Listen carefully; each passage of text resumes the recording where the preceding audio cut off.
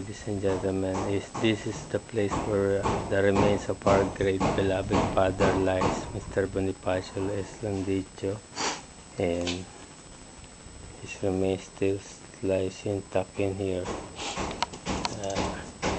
Hello Kuya Owel, Ate, I just made a bouquet of flowers for our father. And kayo na sana bahala dyan.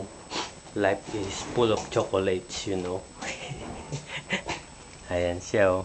Ginawa ko na lang.